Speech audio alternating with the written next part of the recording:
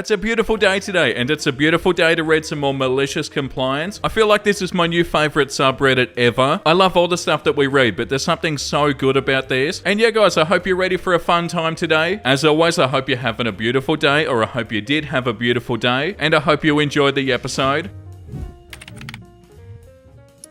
So, Sumi, really? This happened several years ago. I was working 40 hours a week programming at my main job, but I did occasional small projects in the evening and on weekends for other clients. At one point, I was referred to a large company that runs major stadiums and event venues around the country. One of their stadiums is relatively close to where I live. I'll just call them Mark 1 for this story. The saga begins. This manager at Mark 1 said they wanted a simple administration database and user interface for employee timekeeping. Apparently, the old system they had was not working for them. I got details of what they wanted and I drafted a set of specifications. I told them I could write the system to the specs for a $2,000 flat rate. They agreed. I immediately went to work and I churned out a database and a UI for the system with full documentation in about 2 weeks, so I scheduled an in-person meeting to show them. Now, when I showed up at the meeting, someone representing the security department was there and he asked about getting some additional features. Sure, I told him I can do that. So I went back, wrote up a change request and incorporated the additional features into the platform. I scheduled another meeting with Mark 1 for a couple of days later. When I got to that meeting, I noticed the audience had grown. There were 2 extra people from the finance department. Can you add feature X and Y and Z? They asked. Yeah, sure, no problem. So I left, I wrote up a CR and I added the features. A few days later, I met with them again. Imagine my surprise when the audience size had grown and the new attendees were asking for more features. This went on for about 5 more rounds and I was getting frustrated that I'd spec'd out a 2-week project that was now taking months and I wouldn't be paid until I delivered, and they accepted the final product, but I chugged along implementing all their change requests. But one day, Mark 1 manager called me. Apparently, she'd been speaking with other departments that weren't representing in her status meetings of an ever-increasing mass. She gave me a list of dozens of new features they wanted, some of which would need a complete redesign of the core database and an overhaul of the UI. I'd had enough. I told her this is a complete overhaul of the original spec. I'll have to redesign and rebuild it from the ground up. Well, that's not my problem, she responded. Well, actually, it is. I'm not going to design and build an entirely new system until you pay me for the current one, built to the specs that we agreed on. After a short pause, she dropped a bomb on me. Well, we're not going to renegotiate. You can consider this project cancelled. That's not how this works. You still have to pay me for the work I've done. No, I don't. You haven't delivered anything. Sue me. And then she hung up. I'm so excited for this. They're going to sue them, aren't they? Cue the malicious compliance. Meet me at the courthouse. I took their advice and I went to the courthouse the next day to file in small claims court to recover $2,000 from Mark 1. On my court date a couple of months later, I went down to the courthouse and I was greeted by an arbitrator. In my state, they have court-appointed arbitrators meet the litigants when they arrive to see if the parties can sort out the case with an agreement to minimize the judge's time. The arbitrator asked me, is there anything you'd agree to resolve this immediately? I thought about it and I said, if they'll pay me 90%, $1,800 right now, I'll drop the suit. He then went into a side room where the Mark 1 manager and the corporate lawyer were hanging out. I heard her screaming that they would either pay it all or pay zero. The arbitrator came to me with the news and I told him, I heard and I'm happy to take it all. He laughed and said no, they want to go to the trial. Fast forward a couple of hours and we're standing in front of the judge. I'm at my table alone and the Mark 1 manager and lawyer are standing at the opposite table. The judge asked Mark 1's manager to tell her side first. She went into a very long speech about the project and corporate America and apple pie and thermonuclear weapons.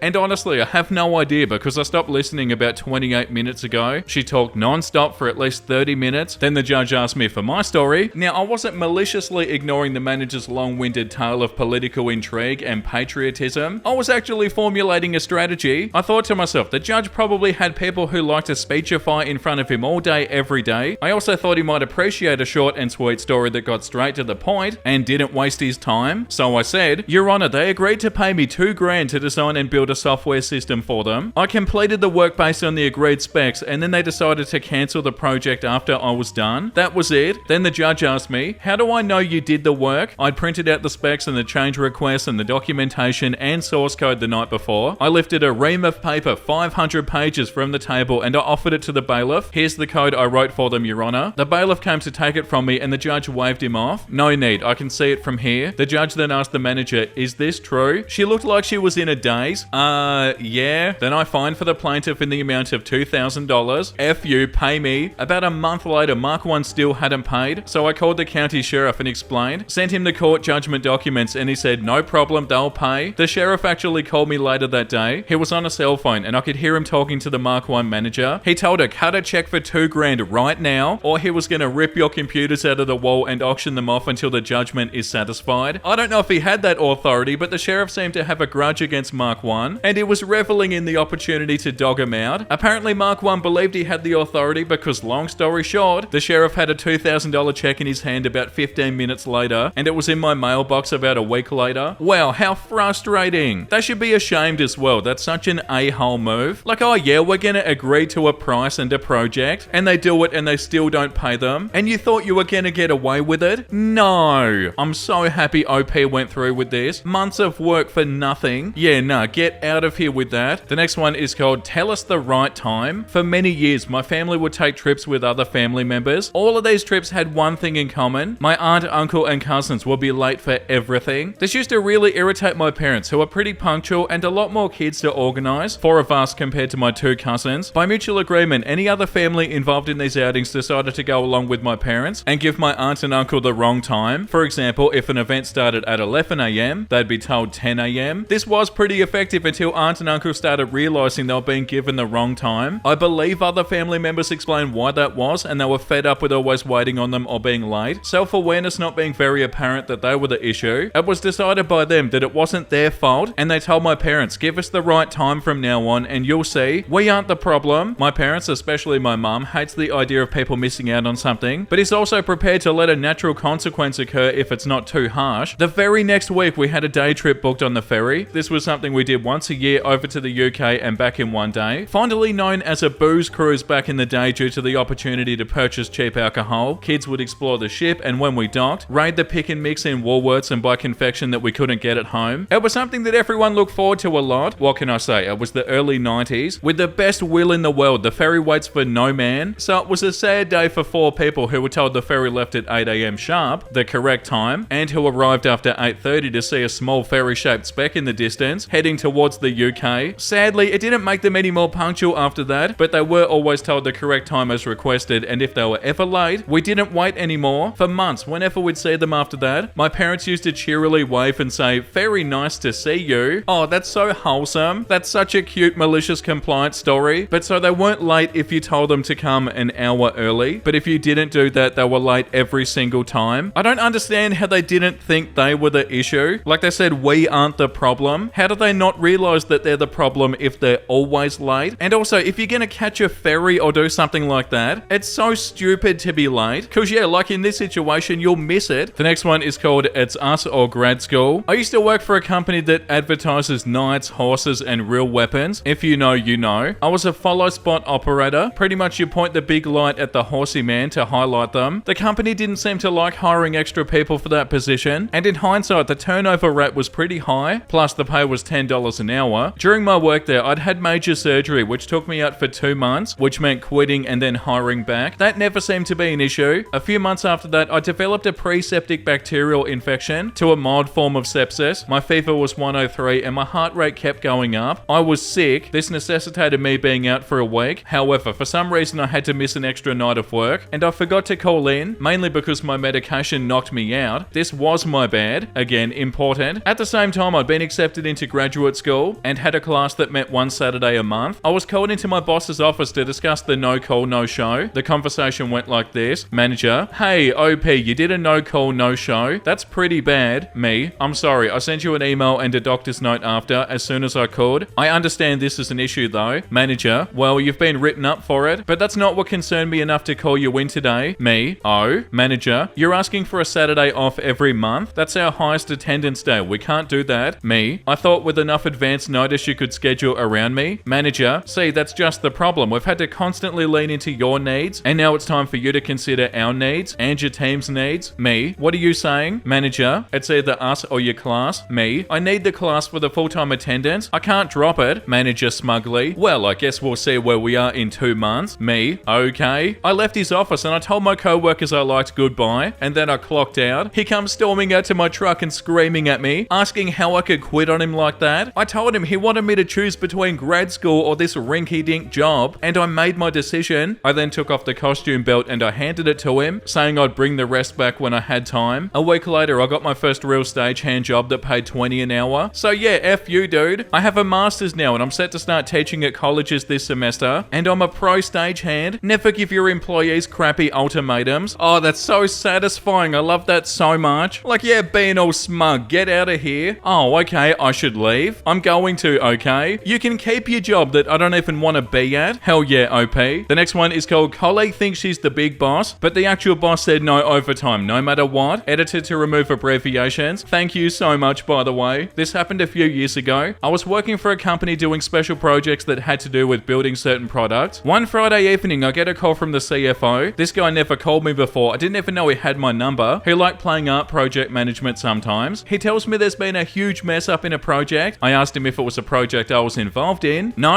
it had nothing to do with me, and they desperately needed people to come in on Saturday and Sunday to work because this project needs to be delivered to the customer on Monday morning, and would I be able to go? I say sure. In this company, any work on Saturday and Sunday was overtime from the first minute, and the overtime rate was very good. He told me I'd be joined by 5 of my colleagues, almost all of them a delight to work with, and one more person that's also a colleague but has all the information regarding the project, so she would quote unquote lead it and tell us what's needed to be done. Let's call her wannabe genius boss lady, in a cynical way of course. She's not in any way, shape or form a genius, or genius in short. Everybody working on this project has at least 3 years experience in the company. Some have more than 10 years, so there wasn't any need for a babysitter. This fact matters for the whole story. Saturday morning rolls around and I get to location. We all meet and have some coffee and homemade cookies that my wife made for us. Genius comes in, asking us to gather around, and explains that the project was done wrong from the get-go. The company spent hundreds of man-hours on it, and it was all done wrong, and we 5 have to, in 2 days' work, not only disassemble everything that was done, but redo it from scratch in the correct manner, which not only involved putting it back together, but also refabricating parts that were done wrong. Then she goes on to say in these exact words, "I'm the boss, you do what I say. I have the schematics in my head. If you don't know something, ask me and I'll tell you how to do it." We all look at each other with a puzzled look and we just shrug our shoulders. Then she quickly, and I mean quickly, lay down some rules that she wants us to follow. Stupid things that just interfere with our jobs, but no one actually caught all of them. So we start working. Like I said, we're all experienced. We work in another facility that the company owns, and we're brought especially to fix this facility's mess up. All through the job, Genius does nothing except get in our way, asking stupid questions, drinking coffee, taking smoking breaks, treating people badly and making up stupid rules as she goes. At some point, the CFO comes in and starts talking to me, and in the conversation he says these words: "No matter what, no one works overtime. No more than 12 hours a day, no matter what. Because it's a Saturday, the rules allow us to work up to 12 hours, but any more than that and the company can get fined." Genius promised the CFO that the job will be done no matter what, within those 2 days of 12 hours. Saturday's work is done after 12 hours. We all say goodbye and we leave, coming back the next day. We get to work again with her making the atmosphere worse and worse by the minute, not trusting us when we say we're going to do something, hovering over us and generally being a nuisance. As the day goes on, we can see that we're not going to make it on time. We try to tell her that, but she's adamant that this will be done on time. I try to explain to her a few times that seeing how much work there is, and her insisting that we do not use automated tools, it's not even possible to finish this in the 5 or 6 hours we have left. There was a lot more crap that she pulled, but I won't name all of it to save time on this already long story, and maybe try to keep a bit of anonymity just in case someone recognizes the story. She won't hear it. She says the job will be done. I'm like, whatever dude, I'm just gonna do what I can since you won't listen. 1 hour before the end of the day comes around. We've all been working for 11 hours. Genius finally realizes this isn't gonna work. She calls her real project manager, her friend, and starts talking to him. I hear her talking on the phone and she's blaming us for not working fast enough or whatever, and tells him she promised the CFO to have this done. I'm assuming she was betting on riding this success into a promotion or something, and she doesn't know what to do. Then she walks out of the building and continues talking out of earshot. After a few minutes of conversation, she comes back in, all guns blazing, telling us to round up again so she can talk to us. With fire in her eyes, she goes, "Okay, you," points at a guy, "don't leave until," points at one part of the project, "isn't done." "You," points at me, "don't leave until that, another part is done," and continues doing this until she counted off everybody, and then she walks off. I'm assuming for a coffee or a smoke break or whatever. Cue malicious compliance. Exactly 12 hours after arriving, we all put down our tools and started heading out the door. She's shocked, asking us, "Where are you going?" We all say, "We're going home. We've been here for 12 hours. She says, "I told you that none of you leave until your parts are finished and tested." To which we reply, "No more than 12 hours, no matter what." out and we leave. Later on, I found out that she stayed by herself until 4 in the morning to finish it all by herself. She couldn't do it and had to go home as well. Her project manager friend came in on the morning to help her finish the job. The project was late. The customer came in to pick it up and wasn't happy to see it still not packaged and ready to go. Just as a side note, with the exception of Genius, I've known each of the people working on this project for a few years. All of them would have gladly stayed longer to help finish the project. They've done so many times in the past when called upon. If she didn't treat us so bad, we made sure to make management aware of this and she was never given another opportunity to manage anything. Wow, that's incredible. And also very frustrating. I can't even imagine having to work with somebody like this, like just giving you guys orders and acting like they're better than you as well. Like that's probably the worst way to lead a team. And yeah, as it should, it backfired on them. The next one is called Relocate Our Office Space. See how that works out for you. This one is a small victory, but it was super satisfying for me, so I wanted to share. I worked for a large international accounting firm with offices all over the country. Our boss, Karen, was well liked until she became the boss, a smiling assassin type who only cared about her position and looking good in front of the higher ups, all about the numbers, even if what we had to do to get those numbers didn't make any sense. So here's the story. My team, about 12, were primarily based in the London office, but once a week, per my contract and everybody else's, were required to work in a remote office a long way away from London. This place was miserable. A building in the middle of nowhere, one tiny corner shop for snacks next to a motorway. The closest place to eat was a 15-minute drive away. We all hated it, but hey ho, it was only once a week. Anyway, when our boss got promoted, her sole life mission was to cut costs. Everything from stopping overtime to telling us we had no stationary budget for pens and had to take from other team stores, to allowing only one meal on social drinks and making comments at the meal when someone chose theirs to be more expensive. Example, are you really choosing that? It's expensive. I'm not sure we're gonna have enough budget. This is considering all other teams went for large fancy dinners all the time, unlimited drinks, etc. At one point she decided that the miserable location should be our primary office and she wanted us all to go there 4 days a week instead of one. All but one of our team were living in London. This meant for me a 2.5 hour journey one way instead of 1 hour. After a few months this really took its toll. The assistant manager, a friend of mine, told me that she said in passing to him that this office was less of a cost on our team budget than the London office. Yeah, what a shock. I decided to speak to HR and see what my options are. Maybe get an exception. Well, turns out we had a policy that anything over your normal travel hours to the closest office location to your home could be used as your working hours, aka the extra 1.5 hours each way would be considered working hours. So I could arrive at 10:30 instead of 9 and leave at 4 instead of 5:30. Also, if trains and things were delayed or cancelled, that would also be included in the working hours. This happened often as this place was in the middle of nowhere, infrequent trains, so I'd often arrive at 11:30. I forwarded the emails with HR to her and I explained how I would be complying with this policy. She agreed, but tried in a meeting to tell me this was an exception for me and to not tell anybody else. Well, I told everyone else and we all began complying with the policy. This meant that we spent less time in the office and productivity dwindled. She mentioned this a lot in meetings. I would often respectfully point out that it didn't make sense to force us to travel to this office and it affects everything. I was the main one speaking up about it. At some point, maybe a few months later, she told me I could go to 5 days in the London office. But again, this was a special arrangement for me and that she appreciated me and was making accommodations only for me. She also said that I'd tell everyone I had special circumstances that allowed me this arrangement and to keep our conversation confidential. I honestly think she just got fed up with me pointing out how our productivity is lower only because she made us travel there 4 days a week. Of course I complied, but the team noticed I wasn't with them and let's just say it caused a bit of a riot. I didn't say anything, but they figured it out themselves. No special circumstances here. Slowly but surely, one after the other, my colleagues started joining me in London, getting their own special arrangements with her. At some point, the majority were in London. Eventually, it was just her and the only other local colleague at this office while we were in London. We all had a good chuckle about it when she'd cave. It took a good few weeks. Then we got the email that our permanent location going forward would be London, 5 days a week, and the one local employee to that terrible office would work from home and come in once a month. It may have happened anyway, but I'd like to think that me speaking to HR and finding that policy at least had a hand in getting us moved back to London. As for Karen, I could go on about so many stories with her, but I did eventually leave for other reasons directly related to her. Unfortunately, she is still in the same position at the company. I do, however, enjoy seeing her checking my LinkedIn profile from time to time, and hopefully noticing that since I've left, I've gone from a junior to the same position as her. Yeah, like the top comment says, that's what happens when Manglement uses the calculator before using brains. Yeah, wow, these have all been so fun to read. I feel like it's a good time to read something wholesome though. ago. I hope you enjoyed that episode, guys. My dad installed a hot tub for his birds, and when we turned it on, word spread pretty fast that this is the new bestest, favoritist hangout spot of all. Oh, that's so beautiful. Everybody showed up. Like, hey guys, I know a place to hang out. And they're all bringing their friends with them. I couldn't choose between a star or an angel, so I went with both. Oh, that's so beautiful. I need to do this with photos of the cats. Beautiful little puppy dog. Me in front of grandpa. Yeah, orange juice is kind of nice. Next time when I go to grandpa's place. Oh, that's so cute. Like, hey, I got that thing that you like. I didn't realize how true that is. Like, what, you like something? Okay, I'll buy it every time I go to the grocery store. Look at her in her jumper. Oh, so beautiful. I feel like we might have read this one before, but like, does it really matter? Look at that beautiful cat. And on that beautiful note, that's enough for today. Thank you for watching, everybody. I hope you had a wonderful time. And if you did and you want to see more episodes like this, make sure you like and subscribe. And speaking of cats, the comment of the day today goes to Dragon Seeker. I love seeing your cats. I vote that we have a permanent cat picture segment at the end of videos. That's such a good idea. So at the end of videos, when we do the comment of the day and stuff, we have like a recent cat photo segment or something. That's such a good idea. I'll put some photos on the screen right now of the recent cat photos that I've taken, which are pretty much the only sort of photos that I do take. So yeah, hell yeah, Dragon Seeker. If I have new photos of the cats, I'll put them in. And thank you for the idea. I feel like that would make the videos genuinely better. And yeah, guys, thank you for all your support. It means so much to me. And as always, make sure you look after yourself and make sure you have a beautiful, amazing rest of your day. And you know what I'm about to say because I say it every single day. Bye!